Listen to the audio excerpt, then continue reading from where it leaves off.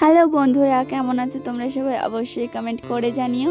তো আজকে আমি খাওয়া দাওয়া করে রেডি হয়ে বেরিয়ে পড়েছিলাম। কোথায় জানো? আমি আমার মামা বাড়িতে যাচ্ছি আজকে অনেক দিন পরে। আমার মামা বাড়িতে সেই ছোটোবেলা যাওয়া হতো, আর এখন যাওয়া হয় না অতটা। তো চলে এসেছি আমি আমার মামা বাড়িতে। আর আমার আগেকার কথা মনে পড়ে যাচ্ছিলো। এই ঘরে আমার দাদু থাকতো, আমার দাদুর কোলে এসে বসতাম আমি। আমার দাদু আমাকে কত আদর করতো।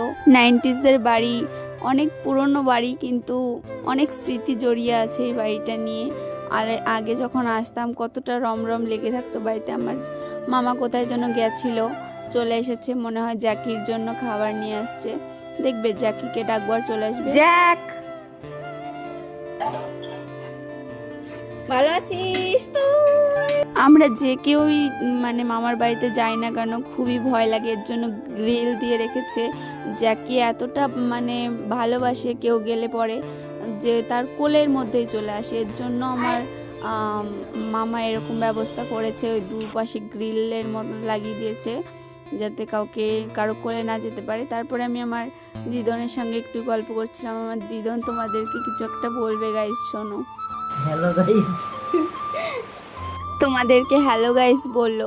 তারপর দেখছি বৃষ্টি চলে এসছে। আমি ভাবছিলাম যে আমার মা আর কি তাল পাঠিয়েছে দিদনের জন্য, সেটাই আমি দেবার জন্য এসেছিলাম। তারপর বৃষ্টি চলে এসেছিলো, তার জন্য একটু বসেছিলাম। তারপরে আমি আমার বান্ধবীর সঙ্গে একটু দেখা করতে গেছিলাম ওর পার্লারে।